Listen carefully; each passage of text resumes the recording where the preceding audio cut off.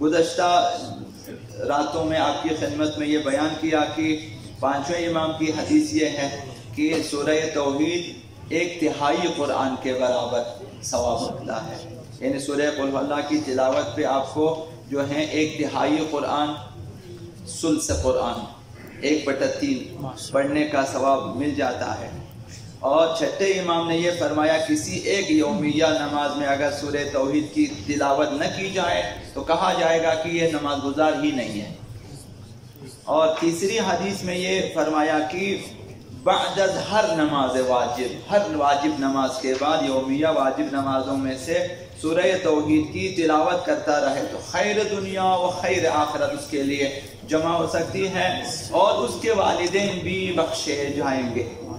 چھٹے امام نے یہ بھی فرمایا کہ 3 دنوں تک اگر سورہ توحید کی تلاوت نہ کی جائے، 3 دنوں تک سورہ توحید نہ پڑھے تو اس کا ایمان کمزور ہو جائے گا۔ چھٹے امام سے یہ بھی روایت ہے کہ ایک ہی سانس میں سورہ توحید پڑھنا مکروہ ہے، سورہ توحید کو وقف کرتے ہوئے پڑھے۔ اور پانچویں امام نماز شفع میں بھی، نماز وتر میں بھی، ان تینوں رکعتوں میں سورہ حمد کے بعد سورہ توحید پڑھتے تھے اور سورہ توحید کے بعد کذالک اللہ ربنا یا کذالک اللہ ربی بھی پڑھا کرتے تھے۔ یہ ہمارے لیے سنت۔ تو آج جو عرض کرنی وہ یہ ہے کہ حضرت آقا رسول خدا صلی اللہ علیہ وآلہ وسلم نے مجاہدین کے ایک گروہ کو جنگ کے لیے بھیجا، آقا امیر المؤمنین کو سرپرست بنایا، یہ لوگ چلے گئے۔ جب واپس آئے احوال سفر پوچھا پیغمبر اسلام نے کیا ہوا کیا نہیں ہوا، تو انہوں نے جواب دیا سب کچھ ٹھیک تھا مگر ایک کام، وہ کیا تھا؟ کہتے ہیں کہ ہر نماز میں سورہ توحید پڑھتے تھے آقا امیر المؤمنین۔ یہ بعنوان شکایت پیغمبر اسلام کی، کوئی اور سورہ نہیں پڑھتے تھے، یہی سورہ، ہر نماز میں ایک مثلا سورہ توحید کی تلاوت کرتے تھے۔ پیغمبر اسلام نے پوچھا مومنین سے کہ ہر نماز میں سورہ توحید کیوں پڑھتے ہو آپ؟ آقا امیر المؤمنین فرمایا کہ مجھے اس سورے سے محبت ہے۔ تو پیغمبر اسلام نے فرمایا کہ اس سورے سے محبت کی وجہ سے خداوند آپ سے محبت کرتا ہے۔ یعنی اگر کوئی شخص سورہ توحید سے محبت کی حد تک اسے چاہے اور اسے اپنا ورد زبان قرار دے سورہ توحید کو، اٹھتے بیٹھتے کھاتے پیتے چلتے رکتے جہاں بھی ہو سورہ توحید کی تلاوت کرتا رہے تو پھر خداوند متعال کی محبت حاصل ہوگی۔ حضرت آقا امام صادق علیہ السلام نے ارشاد فرمایا گھر سے نکلتے وقت سورہ توحید کی 10 مرتبہ تلاوت کریں۔ جب آپ گھر سے کہیں سفر پہ جانا چاہتے ہیں 10 مرتبہ سورہ توحید کی آپ تلاوت کریں تو واپس آنے تک خداوند متعال کے حفظ و امان میں رہے گا۔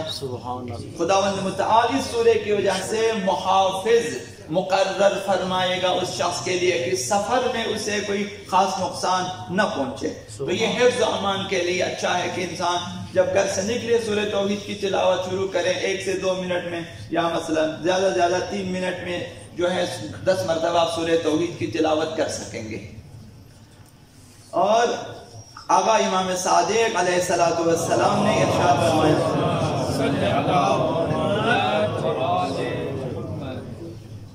یہ نماز توبہ کے عنوان سے بیان ہوا ہے کہ تائبین اور اوابین کی نماز 50 رکعتیں ہیں، 2 رکعت کر کے پڑھیں گے 25 نمازیں 50 رکعتیں ہوں گی، ہر رکعت میں سورہ توحید کی تلاوت کی جائے تو انسان کی توبہ قبول ہو جاتی ہے۔ اگر کوئی شخص خداوند متعال نے اگر توفیق دی کہ توبہ کیا جائے، خداوند متعال کے حضور خود کو پاک کرنا چاہے تو ایک طریقہ یہ ہے کہ 50 نمازیں پڑھیں، 25 نمازیں پڑھیں، 50 رکعتیں ہوں گی، 50 رکعتوں میں سورہ توحید کی تلاوت کریں، سورہ حمد سورہ توحید، سورہ حمد سورہ توحید، تو اس کی توبہ قبول ہو سکتی ہے۔ اور آخر میں آقا امام باقر علیہ السلام نے فرمایا نماز وتر میں آخری جو 1 رکعت نماز وتر ہے اس میں اگر معوذتین اعوذ برب الفلق اعوذ برب الناس پڑھے اور سورہ توحید پڑھیں، 3 سورتیں پڑھیں نماز وتر میں، سورہ حمد کے بعد سورہ قل هو اللہ احد بھی پڑھیں، قل اعوذ برب الفلق بھی پڑھیں، قل اعوذ برب الناس بھی پڑھیں، تو پھر اسے خوشخبری دی جائے گی کہ تمہاری نماز قبول ہو چکی ہے.